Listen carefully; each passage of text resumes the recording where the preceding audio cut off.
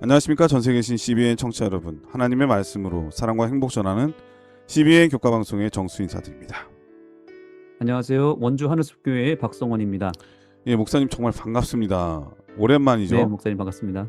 예, 저는 목사님 지난 거의 한 3주 동안 미국 여행을 휴가차 다녀오신다고 했는데 어떻게 잘 다녀오셨나요? 아무 사고 없이 건강하게 잘 다녀왔습니다. 네. 얼굴 보니까 진짜 건강해 보이고 네. 거기 가서 좋은 분들하고 좋은 음식 많이 드셔서 그런지 얼굴이 되게 그렇지 않아도 젊어 보이는데 정말 대학생처럼 보이세요. 감사합니다. 네, 어떠셨어요? 네. 미국 여행은? 네. 너무 또 즐거운 시간, 또 귀중한 시간을 보냈고요. 또 특별히 매 안식일마다 우리 한인교회를 방문하게 됐는데, 참 거기서 감사했던 것은 많은 성도님들이 우리 CBN 코리아 이 교과 방송을 청취하고 있다는 것을 새삼 알게 되었습니다. 그래서 반갑게 제 목소리를 기억하시는 분도 계시고, 또 목사님을 비롯해서 우리 CBN 코리아 목사님들 한 분 한 분을 기억하는 분들이 많다는 것을 알게 되면서 너무 반가웠습니다. 네. 저도 되게 기쁘네요. 이런 소식 들으니까. 이 방송을 듣는 우리 모든 청취자분들 진심으로 감사드리고요. 우리 목사님 3주 동안이었지만 미국 여행하는 동안 이렇게 열렬하게 환영해 주시고 또 잘 대해 주셔서 저도 너무나 기쁘고요. 대신 감사의 말씀을 이 자리를 통해서 인사를 올립니다. 하여튼 목사님 건강한 모습으로 뵈니까 너무 좋네요. 감사합니다. 자, 오늘은 고린도전후서 네 번째 시간인데요. 제목은 교회 안의 죄라고 하는 제목입니다. 먼저 기억절 말씀을 읽어드리겠습니다. 너희 몸은 너희가 하나님께로부터 받은 바 너희 가운데 계신 성령의 전인 줄을 알지 못하느냐. 너희는 너희의 자신의 것이 아니라 값으로 산 것이 되었으니 그런즉 너희 몸으로 하나님께 영광을 돌리라. 고린도전서 6장 19절 20절 말씀이었습니다. 자, 이번 고린도전후서 네 번째 시간은 교회 안의 죄라고 하는 제목인데 어떤 죄를 다루고 있을까요? 네. 말 그대로 이 교회 안에 죄를 다루는 것인데 가장 심각한 이슈를 다룹니다. 그것은 바로 성적 타락의 죄입니다. 소위 말하는 불륜, 외도 이런 부분인데요. 문제는 이것이 교회 안에도 일어난다는 것이 매우 충격적이면서도 치명적입니다. 바울이 섬겼던 고린도 교회에 바로 이 문제가 있었던 것입니다. 우리는 이 고린도 교회의 문제를 통해서 오늘날 우리 시대에, 또 오늘날 이 마지막 시대에 교회를 무너뜨리는 죄가 무엇인지를 우리가 알아야 되는데, 그것이 바로 이 음행의 죄라고 하는 것입니다. 그래서 교회 밖에서도 심각하게 일어나지만 그 문제가 교회 안에서도 암암리에 일어난다는 것이죠. 그래서 우리는 이 교과 공부를 통해서 이 음행의 죄를 어떻게 성경은 그 해결책을 우리에게 알려주고 있는지를 확인하고, 또 실제적으로 우리의 삶의 현장에서, 또 우리 교회 안에서 그런 문제가 발생했을 때 미리 그것을 예방하고, 또 이미 생긴 문제도 지혜롭게 풀어나갈 수 있는 그런 실마리를 이번 교과를 통해서 얻게 되기를 간절히 소망합니다. 예, 사단은 이 가정을 무너뜨리면 이 교회를 무너뜨릴 수 있다고 하는 것을 너무나 잘 알기 때문에 오늘도 맹렬히 우리 하나님의 믿음의 가정을 무너뜨리기 위해서 노력하지 않습니까? 그 가장 많은 방법 또 가장 많은 시험 중에 하나가 이런 불륜과 외도 문제인 것 같아요.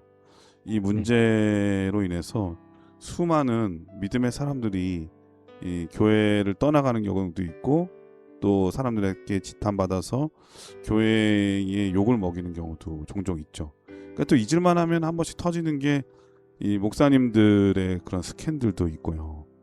이게 참 심각한 문제인 것 같아요. 성경에도 보면은 엘리의 아들들이 성전 안에서 그런 음행을 벌이다가 하나님께 질책과 책망을 받는 경우도 있지 않습니까?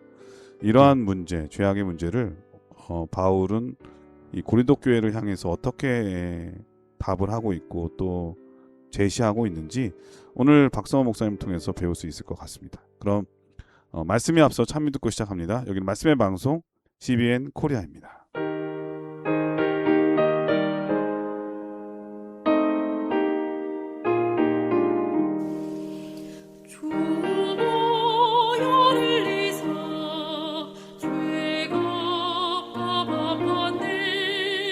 그 크신 공로가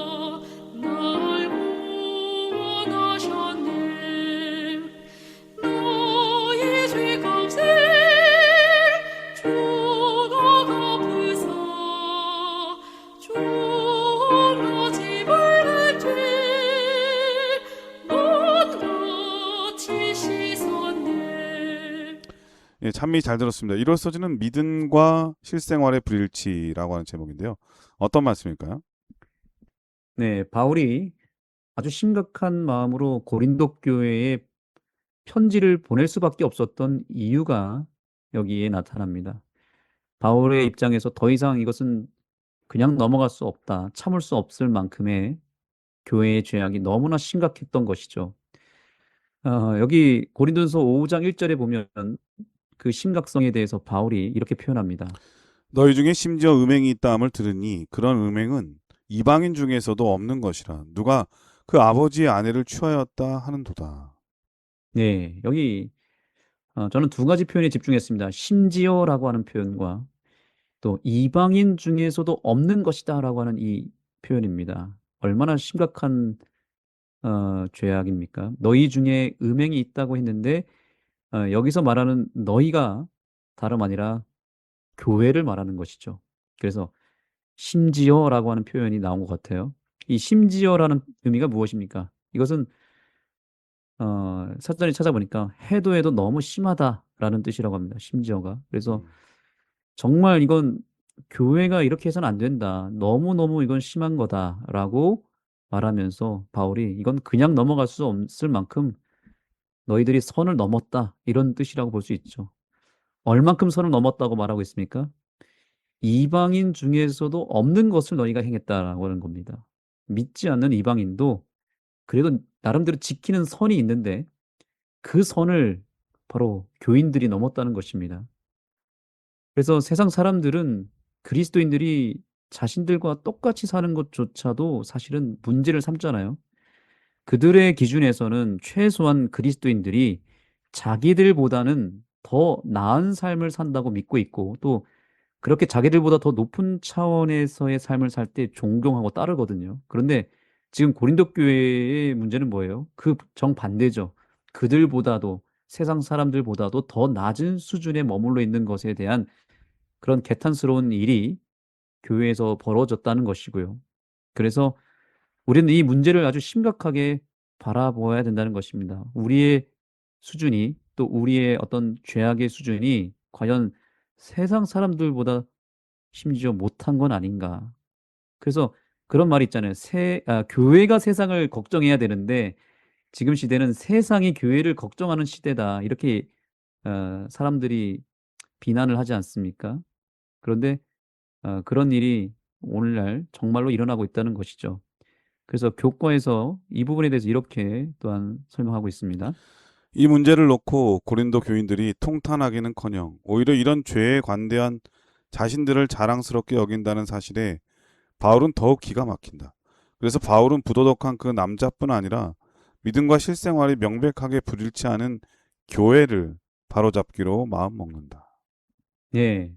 아주 기가 막힌 것은 뭐냐면 고린도 교회가 그들 안에서 벌어진 그런 성적인 타락, 뭐 근친상간, 외도, 불륜 이런 모든 것들에 대해서 심각성을 모른 채 오히려 그것들을 자랑스럽게 여겼다는 것이 정말 충격이죠.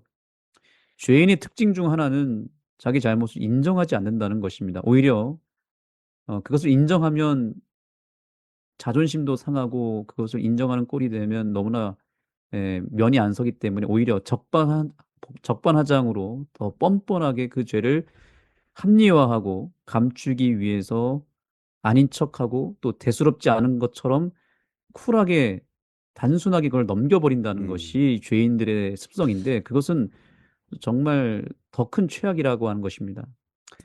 양심이 없는 것이죠. 세상 사람들보다도 더 못한 것이죠. 그래서 우리는 이것을 바로잡기 위해서 철저한 자기 반성이 필요한 것입니다.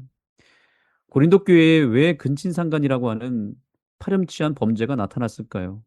그것은 스스로를 이렇게 자정의 기능이 상실해 버렸기 때문입니다.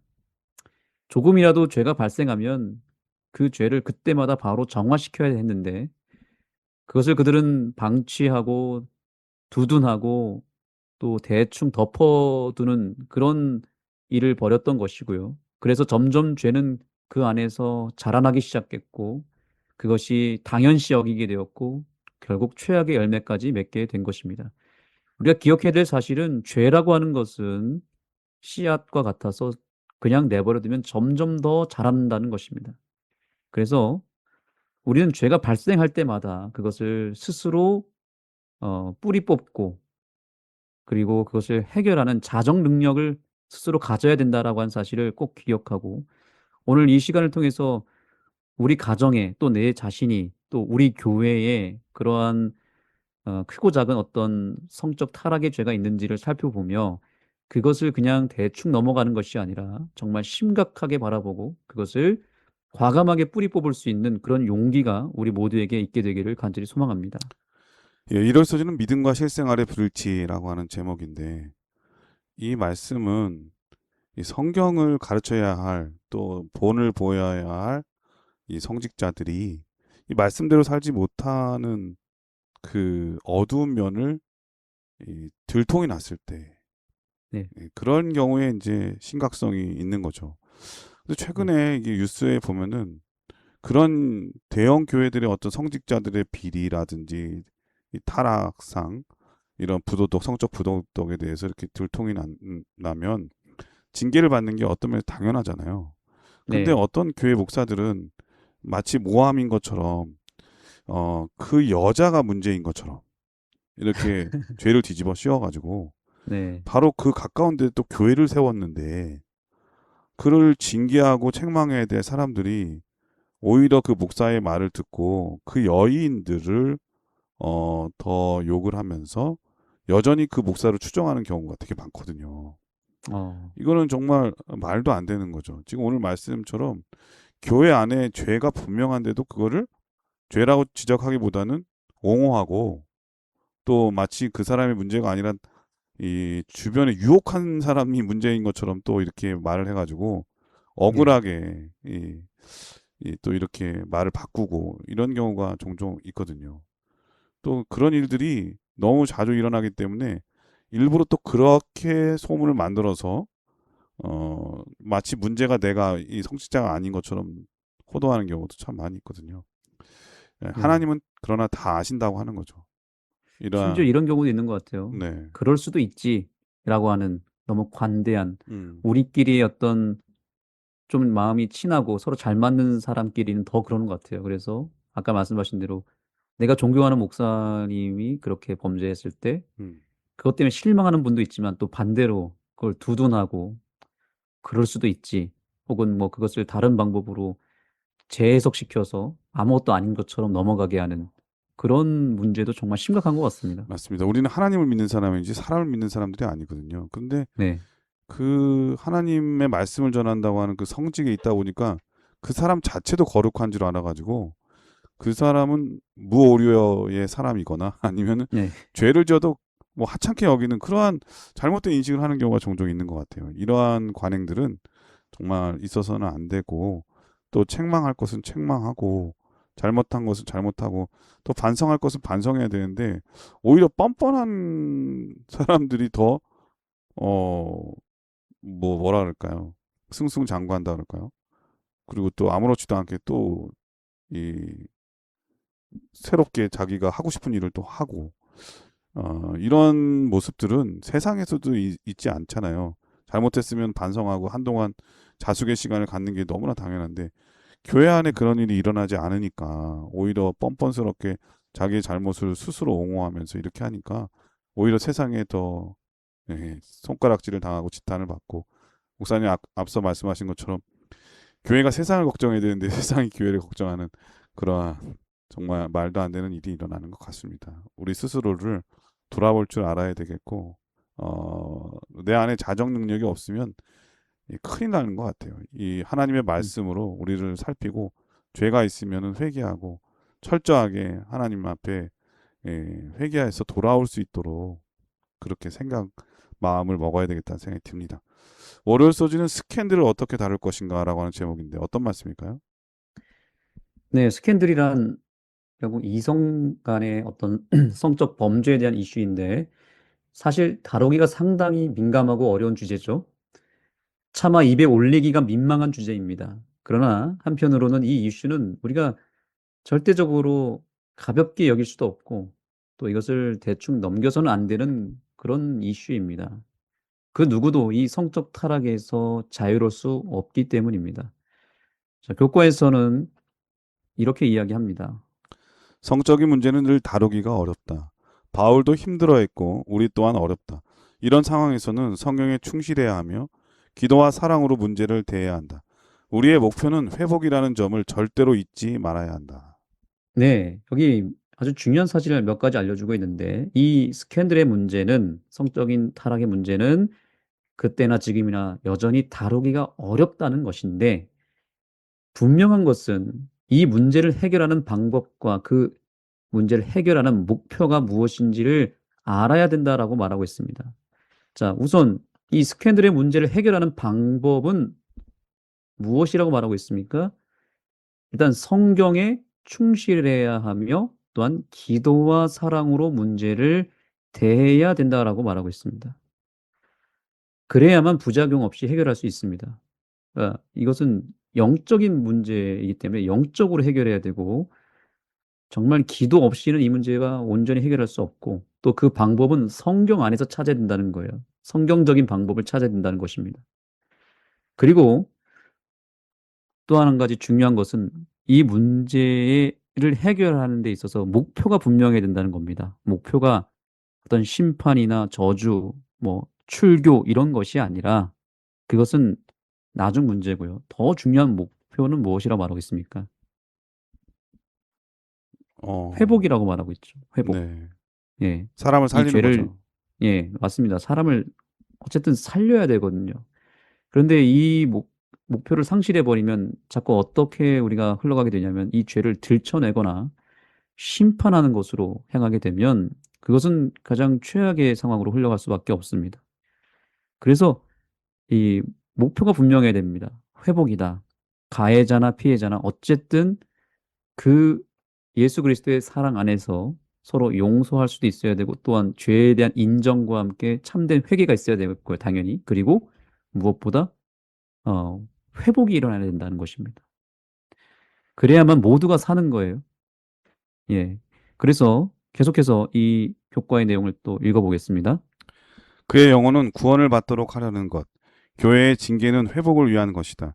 죄인을 일깨워 정신 차리게 하고 죄스러운 생활 방식을 버리게 하는데 목적이 있다. 네. 이 문제를 해결하는 데 있어서 가장 중요한 것은 어느 한 영혼이라도 실족하지 아니하고 잃어버리거나 심지어 구원의 문제까지 영향을 주면 안 된다는 것입니다. 그런데 대부분 이런 문제가 발생하게 되면 어느 한쪽은 거의 실족하게 되거나 완전히 신앙을 잃어버리는 경우도 있고 아니면 양쪽 다 문제가 돼버린 경우가 상실해 버리는 경우가 있습니다. 더 나아가서 교회 전체가 흔들리는 경우들이 있습니다. 그래서 이것은 하나님의 전적인 도움을 받아야 되는 것이고 이 문제를 놓고 온 성도가 기도하고 정말 온 교회가 함께 회개해야만 해결할 수 있는 것이고요. 절대로 인간적인 방법으로는 해결이 될 수 없다는 것이고요. 오히려 인간적으로 해결했을 때 더 큰 어려움에 빠질 수 있다는 것입니다. 그래서 이 성적인 이슈, 스캔들은 정말 다루기가 민감하고 골치 아픈 일이죠. 그래서 이것 때문에 교회가 완전히 분열을 초래할 수도 있다라고 하는 것을 꼭 기억했으면 좋겠습니다. 그래서 우리가 이 문제를 정말 영적으로 무장하여서 온 교회가 정말 함께 회개하고 또 이것을 영적으로 풀어나갈 수 있는 그런 믿음의 지혜가 발휘되기를 간절히 소망합니다. 이 문제를 다루다 보면은 항상 저도 이제 목회자다 보니까는 그런 문제가 있을 때 조심해야 될 게 이 두 극단인 것 같아요. 그러니까 무조건 죄를 덮어서 무마시키려고 하는 네. 그러한 마음이 한쪽으로는 또 생기고 반대로 명백하게 드러나는 그 죄에 대해서 그 죄인을 이제 정말 매장시켜 버리는 그러한 이 정죄가 난무하는 그런 상황이 될 때도 있잖아요. 음. 이 두 가지가 항상 우리 사이에 놓여 있는데 우리는 이 두 사이에서 죄를 덮는 것도 말도 안 되지만 네. 그렇다고 해서 죄인을 매장시켜서 완전히 이 낙인을 찍혀버리는 거죠. 그쵸. 이 구원이 없는 사람처럼 해버리면 안 되거든요. 목사님께서 말씀하신 것처럼 우리가 어떤 죄를 지적하고 또 감당해야 될 때는 제일 중요한 게 그 영혼을 살리는 방법, 회복하는 음, 것.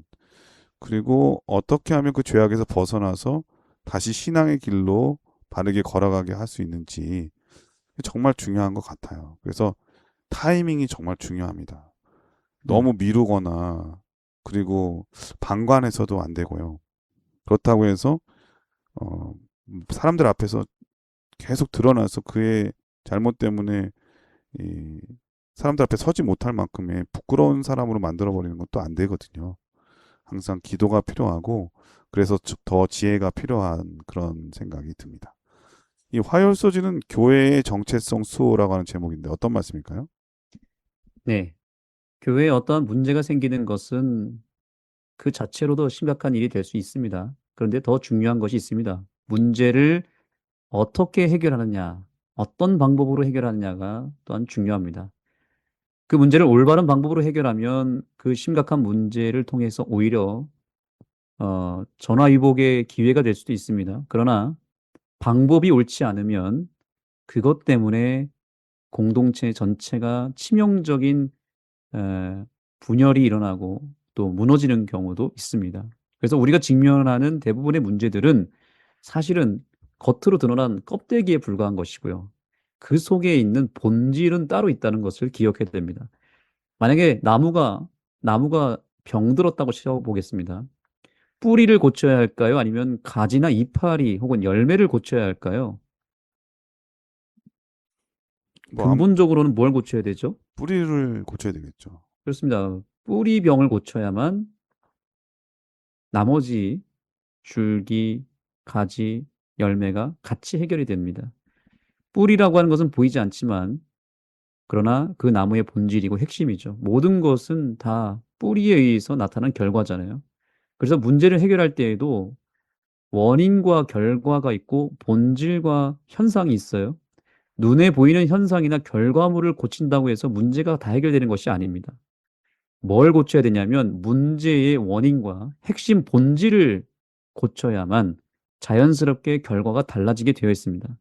그래서 문제를 해결할 때 많은 경우에 원인을 해결하지 않고 이미 엎질러진 결과물을 가지고 그것을 판단하고 그것을 분석하고 그 결과를 개선하려고 합니다. 그러면 대부분 실패하게 되어 있습니다. 사실 이미 엎질러진 물을 주워 담을 수 없다는 속담이 있듯이 결과를 가지고 옥신각신하게 되면 해결이 안 됩니다. 원인을 해결해야 됩니다.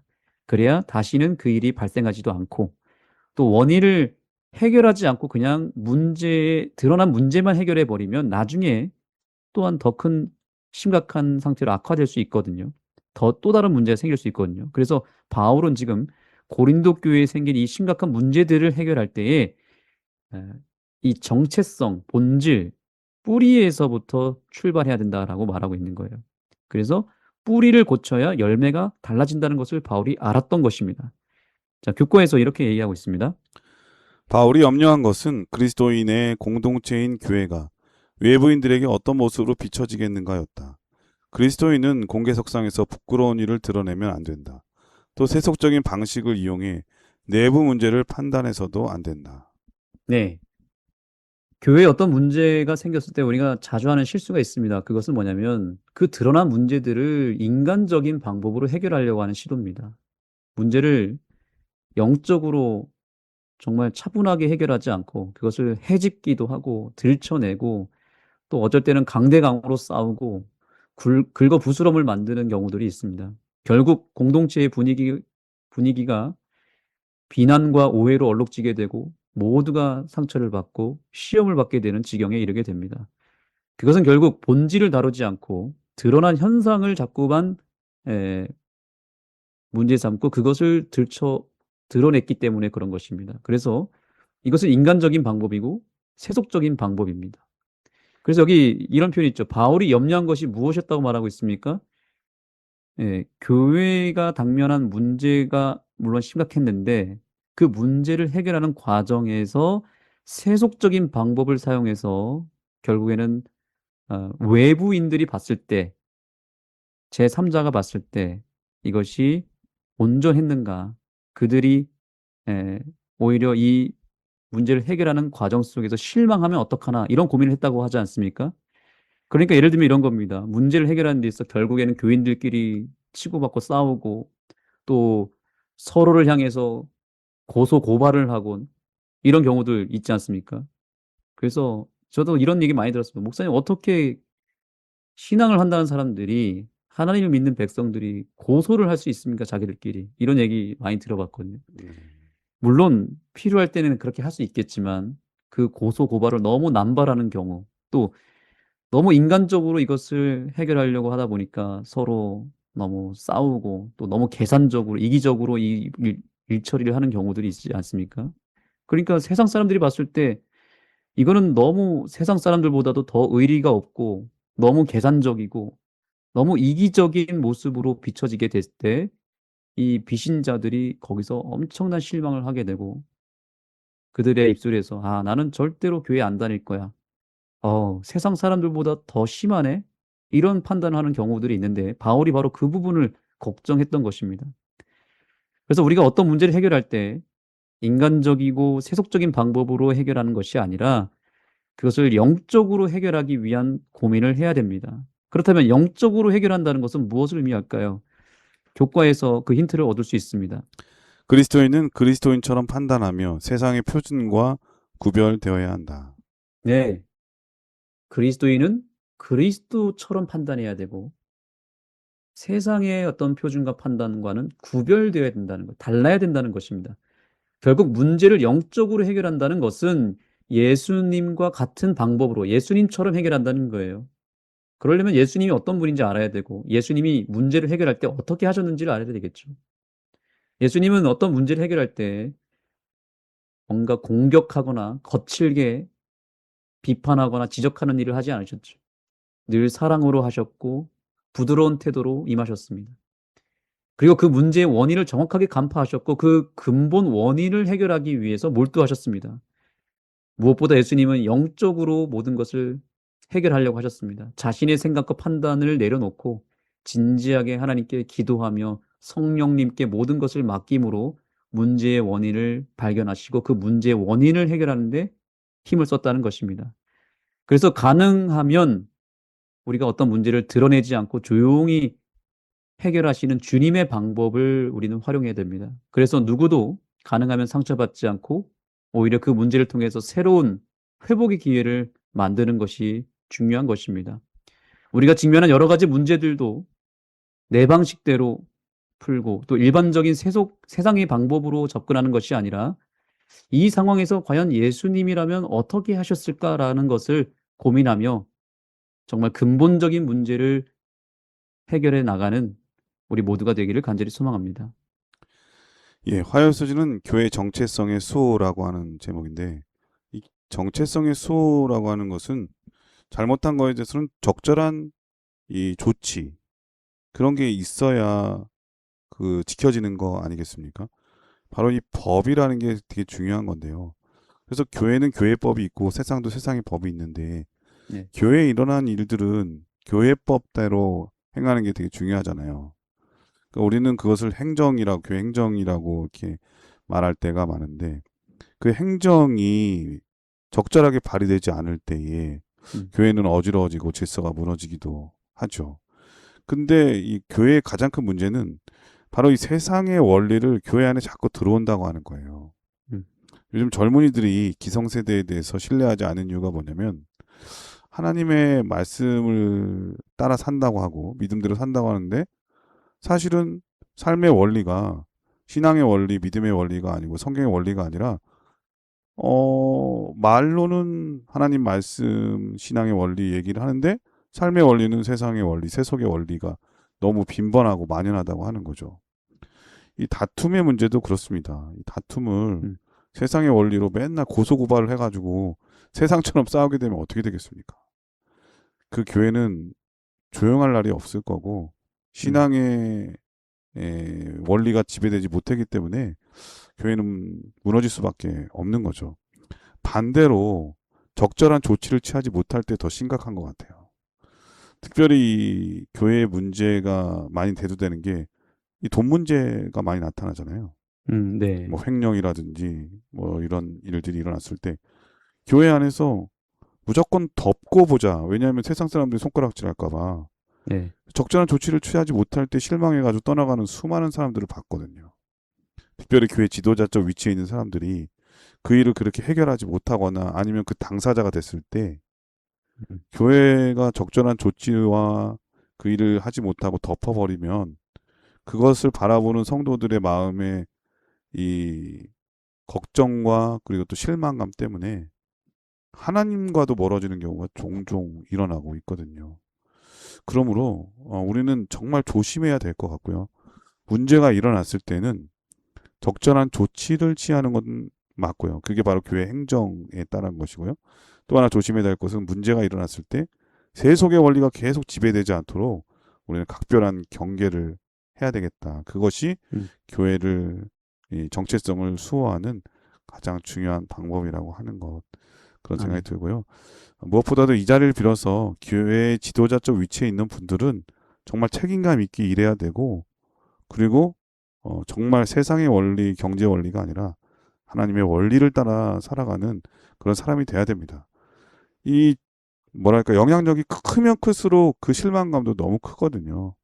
음. 예, 정말 예, 조심해야 되고 잘못했으면 또 회개할 줄도 하고 알고 또 사과도 할 줄 아는 그런 겸손한 그리스도인의 모습 또 지도자의 모습을 기대해 봅니다.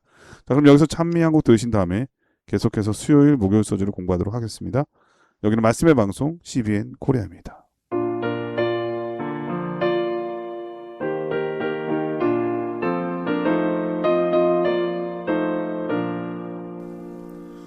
죄에서 자유를 얻으려면 보혈의 능력 힘입어라. 시험을 이기는 승리되니 참 놀라운 능력이로다. 주의 보혈 능력 그도다. 주 예수 믿어라. 주의 보혈 그 어린 양의 매우 귀중한 피로다. 예, 수요 소주는 성적 부도덕에 대한 해독제라고 하는 제목입니다. 어떤 말씀일까요? 네. 혹시 이런 질문 받아보셨나요? 살기 위해서 먹습니까? 먹기 위해서 사십니까? 살기 위해서 이런 질문을 네. 네.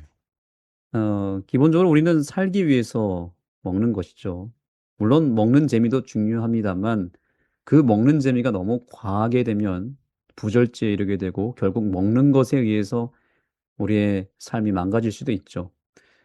많은 사람들은 세상 사람들은 '한 번밖에 없는 짧은 인생 열심히 즐기다 가야지.' 이런 예 기본적인 정신이 깔려 있는 것 같아요. 그래서 어 우리의 몸을 우리의 인생을 그저 즐기는 인생 그래서 우리 몸도 쾌락을 즐기는 도구로 여기는 것 같습니다. 그러다 보면 다양한 형태의 중독 증세가 생기고 또 부절제로 인한 부작용도 생기죠. 우리가 겪는 모든 질병의 대부분이 사실 생활 습관에서 오는 병이라고 하잖아요.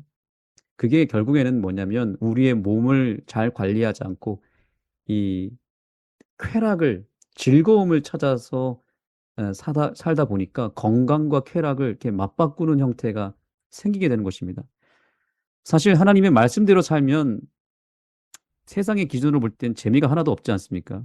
하나님 말씀대로 식생활을 하면 우리가 어 뭔가 즐기는 것을 포기해야 될 수도 있잖아요. 군대에서 제가 가장 많이 들었던 질문이 있습니다. "너는 도대체 무슨 재미로 사냐?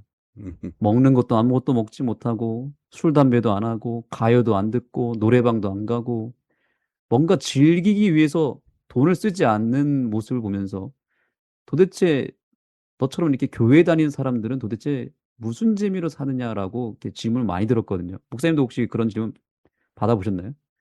예, 뭐 종종 듣죠. 술도 안 먹고 무슨 정신으로 사냐. 그러니까 세상 사람들은 술을 먹어야 제정신으로 사는 것처럼 생각을 하나 봐요. 맨정신으로 살기 힘든 세상인 것 같아요. 네. 그러니까 이 몸을 그저 쾌락의 어떤 도구로 사용하는 인생을 살아가는 사람들의 입장에서 봤을 때 교회를 다닌다는 것, 신앙 생활을 하면서 산다는 것은 정말 재미없어 보이고 그래서 그런 질문을 하는 거예요. "무슨 재미로 도대체 사십니까?" 자 그런데 고린도 교회의 고린도라고 하는 도시가 쾌락의 도시였습니다. 즐길 것들이 많았던 것이죠. 그래서 바울은 이런 말씀을 전합니다. 고린도전서 6장 13절입니다. 음식은 배를 위하여 있고 배는 음식을 위하여 있으나 하나님은 이것저것을 다 패하시리라. 몸은 음란을 위하여 있지 않고 오직 주를 위하여 있으며 주는 몸을 위하여 계시느니라. 네. 그러니까 이 말이 뭐냐면 아까 말씀드린 대로 먹기 위해서 사냐 아니면 살기 위해서 먹느냐 이런 의미예요. 그러니까 우리의 몸은 쾌락을 즐기라고 주신 것이 아니라 하나님의 영광을 위해서 주셨다는 거예요. 그래서 먹기 위해 살지 말고 살기 위해서 먹으라는 것이죠. 우리의 몸을 쾌락의 도구로 사용하지 말고 하나님의 영광을 위해서 그 몸을 구별하라는 의미입니다. 또 한 가지 질문을 한번 드려보겠습니다. 내가 거룩해지고 깨끗해지는 것은 누구에 의해서 가능한 것인가요? 내가 깨끗한 삶을 산다고 해서 깨끗해지는 것일까요? 아니면 주님께서 나를 깨끗하게 해 주실 때 깨끗해지는 것일까요?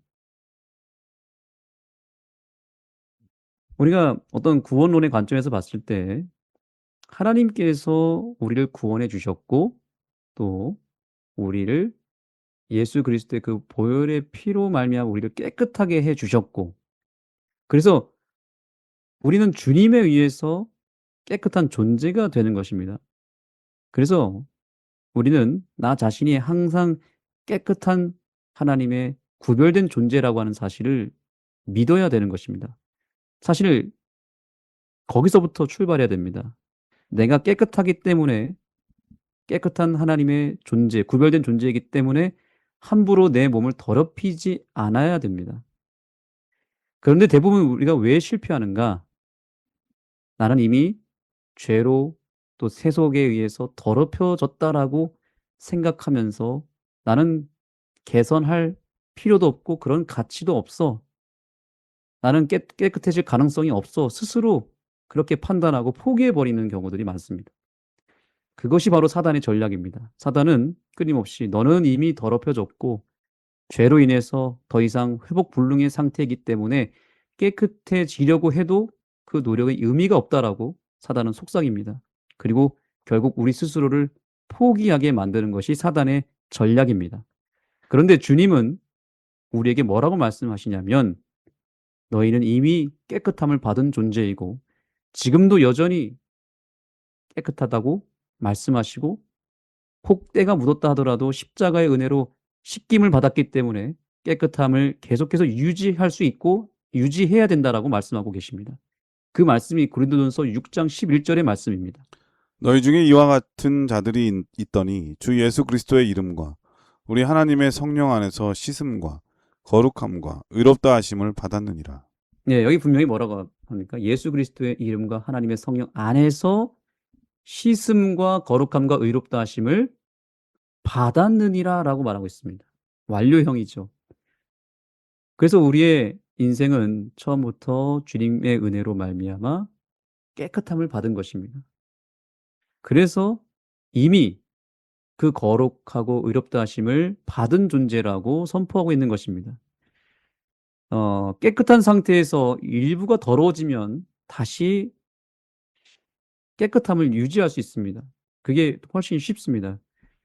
그래서 더러워지는 즉시 치우게 됩니다. 그런데 이미 더러워질 대로 더러워진 상태에 있으면 심리적으로 어떻게 되냐면 포기하게 됩니다. 깨끗해지려고 하지 않습니다. 왜냐하면 이미 더러워졌기 때문에 더 더러워진다고 해서 티가 잘 안 나기 때문에 그냥 포기하고 맙니다. 그런데 주님께서 뭐라고 말씀하시냐면 비록 우리가 죄로 더럽혀졌다 할지라도 하나님은 우리를 깨끗한 존재로 간주해 주시고 날마다 성령의 은혜로 우리를 씻겨 주신다는 거예요. 그래서 너희는 깨끗한 존재다. 정결함을 받았다라고 우리에게 말씀하시면서 그렇기 때문에 너희들은 그 정결한 상태를 유지해야 된다. 그리고 혹대가 묻으면 속히 씻어버리면 된다라고 우리에게 용기의 말씀을 주는 것입니다. 이 성적 부도덕의 해독제가 바로 저는 이것이라고 생각합니다. 나의 존재를 정확하게 아는 것입니다. 즉, 우리 스스로의 가치를 사단의 관점에서 보는 것이 아니라, 그래서 너는 이미 더러워졌고 너는 회복이 불가능해, 이런 관점이 아니라 하나님과 동일한 판단 기준으로 내 자신을 바라보아야만 하는 것입니다. 하나님의 입장에서 나는 구원받았고 또 깨끗함을 입었고, 그렇기 때문에 내 인생을 함부로 더럽히지 말아야지 라고 하는 그런 영적인 각성이 우리 모두에게 새롭게 일어나게 되기를 간절히 소망합니다. 예, 수요 소재는 성적 부도덕의 해독제라고 하는 제목인데 그 해독제 중에 하나는 지나치게 과거에 얽매이지 말고 과거에 집중하지 말아야 된다는 생각이 듭니다. 사단 마귀는 이미 지나간 것에 대해서 우리에게 자꾸 집중하게 만들거든요. 그렇게 되면은 자기의 허물과 과오가 너무 크기 때문에 새롭게 시작할 마음도 의욕도 다 떨어지잖아요. 네, 그런데 나라는 존재는 하나님께서 얼마나 사랑하는 존재인지, 사랑이 얼마나 위대한 건지를 깨닫는 그 뭐랄까 죄보다 더 큰 그 가치관의 의미를 깨달을 때 비로소 새로워질 수 있는 것 같아요. 그리고 또 과거보다는 미래, 지금과 미래에 더 관심을 갖는 것, 그리고 나의 정체성을 깨닫는 것, 이게 정말 중요하다는 생각이 듭니다. 뭐 한 번 무너진 사람은 다시 시작할 수 없는 사람이 아니라 성경이 말하는 의인은 7번 넘어져도 다시 일어나는 사람이 의인이라고 말하고 있는 것 아니겠습니까? 지금이 가장 새롭게 시작하기에 적절한 때임을 우리는 기억하면서 늦지 네, 않았다고 하는 하나님의 놀라운 기별, 그리고 나란 존재는 하나님께서 지극히 사랑하는 존재이고, 그리고 값으로 산 존재이며, 우리의 몸은 하나님의 성전이라고 하는 놀라운 가치관을 늘 깨닫게 되는 것, 그리고 그것을 기억하는 것, 그게 바로 중요한 해독제가 된다고 하는 말씀인 것 같습니다. 목요 네. 소지는 결혼과 독신이라고 하는 제목인데 어떤 말씀일까요? 네. 여기서도 질문을 먼저 던져보겠습니다. 우리가 이런 질문을 또 종종 하게 됩니다. 알이 먼저냐, 닭이 먼저냐? 이 질문과 비슷한 질문이 뭐냐면, 영적으로 율법을 지켜야 구원받습니까? 또 구원받았기 때문에 율법을 지켜야 되는 것입니까? 라는 질문이죠. 어, 내가 거룩한 삶을 살아야 성령의 전이 되는 것입니까? 아니면 성령의 전이 될 때 거룩한 삶을 살 수 있을까요? 이것이 이번 교과의 핵심 질문입니다. 다시 이 질문을 다시 전합니다. 내가 거룩한 삶을 살아야 성령이 거하는 전이 될 수 있을까요? 아니면 성령의 전이 되어야 거룩한 삶을 살 수 있을까요? 이에 대해서 저자는 이렇게 답을 주고 있습니다. 바울은 음행에 대해 경고하면서 우리 몸은 성령의 전이라고 분명하게 말한다. 우리는 성령의 전이 되어야만 거룩한 삶을 살 수 있다. 교회는 그리스도인 공동체로서 주변 환경과 구별되어야 하며 이것은 성령께서 임하실 때만 가능하다. 네, 여기 분명하게 순서를 알려주고 있죠. 내가 거룩하게 되는 것, 구별된 삶을 사는 것이 먼저라고 말하고 있지 않고, 성령의 전이 될 때, 성령이 임하시게 될 때 거룩한 삶을 살 수 있다라고 분명하게 이야기하고 있습니다. 그래서 결국에는 우리가 성령의 전이 되는 것이 우선되어야 합니다. 바울이 아예 대놓고 이렇게 고백하지 않습니까? 고린도전서 6장 19절입니다. 너희 몸은 너희가 하나님께로부터 받은 바 너희 가운데 계신 성령의 전인 줄을 알지 못하느냐. 너희는 네, 너희의 것이 너희 자신의 것이 아니라.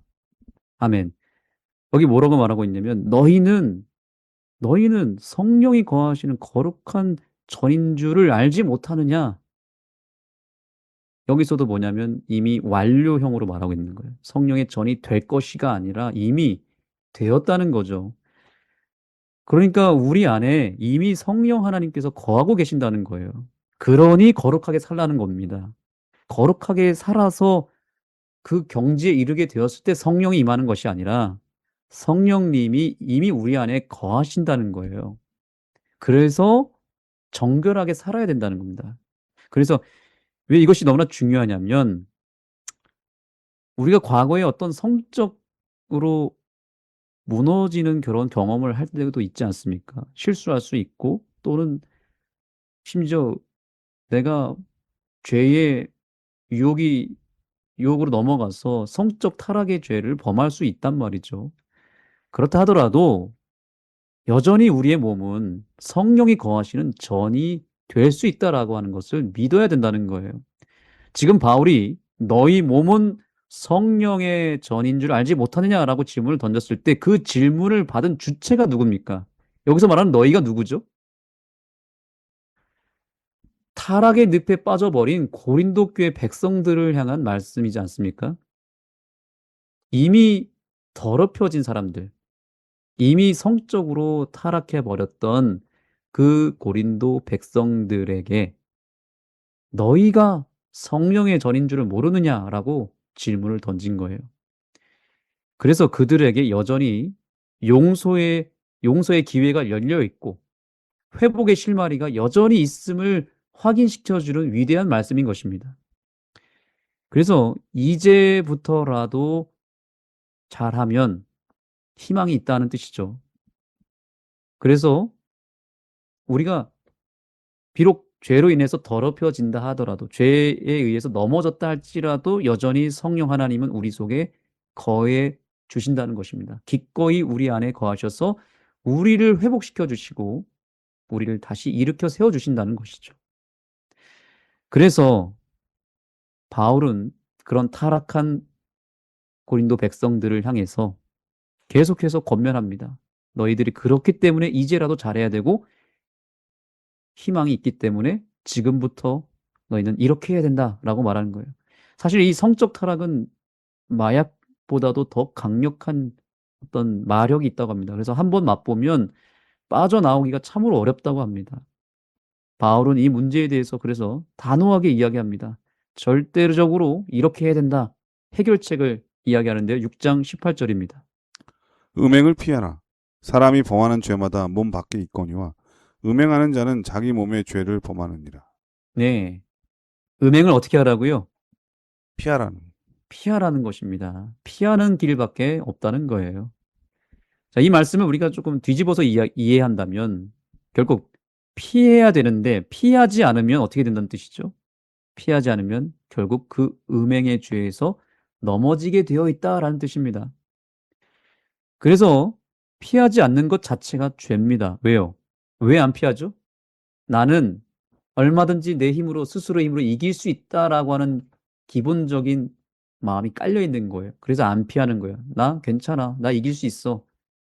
이렇게 죄와 직면하게 되면 결국에는 죄로부터 무너지게 되어 있습니다. 인류 최초의 죄가 바로 이 죄였습니다. 피하지 않은 죄. 하와가 죄의 유혹을 스스로의 힘으로 이겨보겠다고 생각해서 피하지 않고 어떻게 했습니까? 뱀과 대화를 이어가다가 결국에는 뱀에게 지지 않았습니까? 사실은 죄는 즉시로 피해야 되는 것이죠. 죄를 이길 수 있는 방법은 그것밖에 없어요. 그 대단한 믿음의 소유자였던 요셉도 보디발의 아내가 유혹했을 때 어떻게 했습니까? 즉시로 옷을 벗어 던지고 피하지 않았습니까? 만약에 피하지 않았더라면 어떻게 됐을까요? 조금만 실마리를 남겨두고 피하지 않고 머뭇거렸다면 아마 음행의 죄를 범했을지도 모릅니다. 그래서 바울이 위대한 것입니다.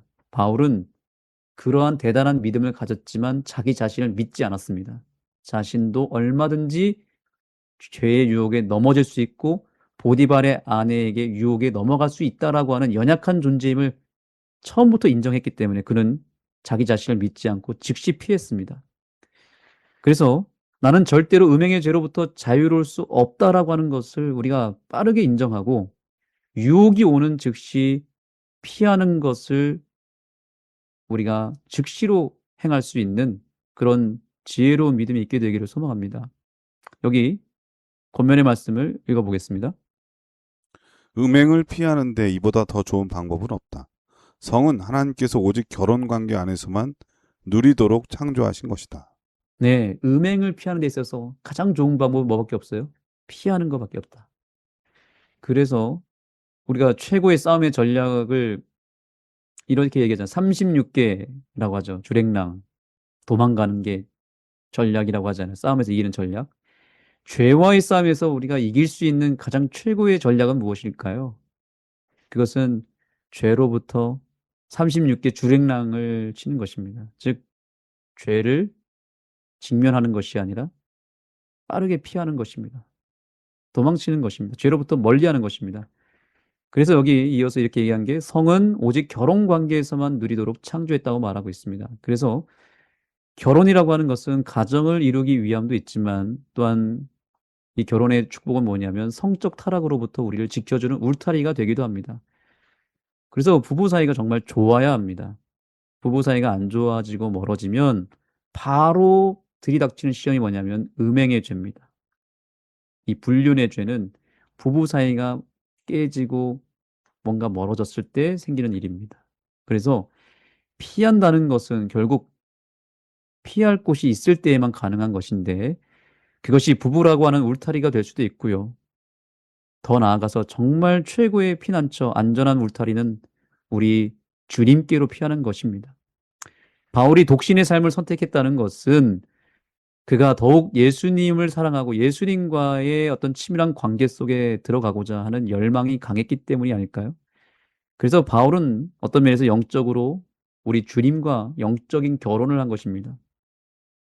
그래서 음행의 죄는 여러 죄 중에 일부분이겠지만 우리가 이 음행의 죄뿐만 아니라 여러 가지 정말 크고 다양한 죄의 유혹이 있을 때마다 우리가 이겨내는 방법은 즉시로 피하는 것인데 우리가 그 어느 유명한 책 제목 아시죠? 하나님께 피하라라고 하는 제목처럼 우리가 하나님께로 피하는 길 외에는 이 죄를 이길 방도가 없다는 것을 기억하며 현재 내가 당면하고 있는 여러 죄의 유혹이 있을 때에 오늘 이 순간부터 즉시로 우리 주님께로 피하게 되는 저와 여러분이 되기를 간절히 소망합니다. 예, 목요일 서지는 결혼과 독신입니다. 독신은 이제 혼자 있기 때문에 네. 하나님께 집중하기가 좋죠. 그리고 네. 예, 한번 맘먹으면 언제든지 바로 실행할 수가 있잖아요. 네. 그만큼 이동하는 데도 자유롭고 헌신하는 데도 자유롭고 또 여러 가지 장점이 있습니다. 그런데 오늘 주신 말씀처럼 이 모든 사람에게 도전되고 있는 그 음행에 대해서 피하는 좋은 방법은 목사님께서 말씀하신 것처럼 이 결혼 관계에 있는 거죠. 이 결혼이라고 하는 것은 가정을 이루는 것이고 이 결혼 관계를 통해서 서로를 보호해 주잖아요. 그리고 또 서로를 섬김으로써 또 이 가정을 통해서도 복음이 증거되고 경건한 자손을 얻어서 이 복음이 계속 유지되게도 하는 다음 세대를 세우는 일도 있죠. 그래서 이 결혼이 낫냐 독신이 낫냐 이거는 바울도 그것을 결론내지 아니하고 중요한 것은 하나님을 기쁘시게 하는 삶을 살라고 하는 겁니다. 아멘. 예, 그게 바로 이제 거룩이라고 하는 거죠. 하나님이 기뻐하시는 일은 무엇인가? 우리 각 사람이 이 결혼의 은사를 받은 사람은 결혼하는 게 좋은 것 같고요. 독신의 은사를 받아서 그것을 하나님이 기쁘시게 하는 사람은 그 은사대로 살아가는 것이지 다 결혼해야 되고 다 독신으로 살아야 된다 이렇게 말하고 있는 것 같지는 않습니다. 우리가 중요한 것은 세상의 유혹은 크다고 하는 거예요. 이 세상의 유혹 가운데 이것을 모두 단호하게 끊고 주를 기쁘시게 할 수 있는 가장 좋은 방법을 선택하며 사는 것 그리고 그것이 나에게 잘 맞는지 안 맞는지를 또 생각해 보는 것 이게 우리에게 필요하다는 생각이 듭니다. 오늘 말씀을 통해서 우리 교회 안에 또 내 가정 안에 내 자신 안에 도전되고 있는 그러한 음행의 일들 성적 부도덕의 일들 이러한 일들에 대해서 우리의 몸을 지키고 우리의 마음을 지킬 수 있는 가장 좋은 방법은 무엇인가? 그 말씀 그대로 하나님의 말씀대로 따르는 것, 진리 안에서 행하려고 노력하는 것, 그리고 실패했다 할지라도 다시 일어나서 다시 시작하려고 하는 마음을 갖는 것.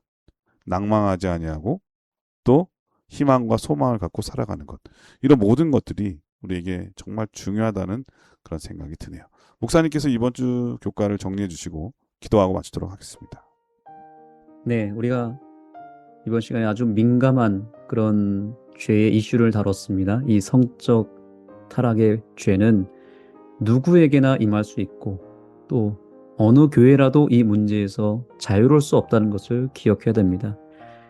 오늘 이 문제를 성경이 다루는 이유는 우리에게 얼마든지 나타날 수 있음을 경고하고 있는 것입니다. 이 문제가 남의 문제가 아니라 혹은 남의 교회 문제가 아니라 이것은 어쩌면 나에게도 해당할 수 있고 내 배우자에게도 시험이 올 수 있고 우리 교회 그리고 무엇보다 우리 다음 세대, 자녀 세대들에게 매우 심각하게 이 문제가 다가올 수 있다라고 하는 것을 우리가 미리 알아야 된다는 것입니다. 이 문제를 해결하기 위해서 우리는 끊임없이 무릎을 꿇고 기도해야 되고 온 교회가 이 문제를 놓고 정말 가슴을 찢고 함께 회개하며 이 시험을 통과하기 위해서 온 교회가 하나가 되고 더 하나님께 전적으로 의지하며 나아가는 그런 영적으로 이 문제를 바라보고 해결할 수 있는 그런 주의 백성들 또 그런 교회가 되기를 축복하며 말씀을 마치겠습니다. 예, 목사님께서 기도해 주시고 교과를 마치도록 하겠습니다.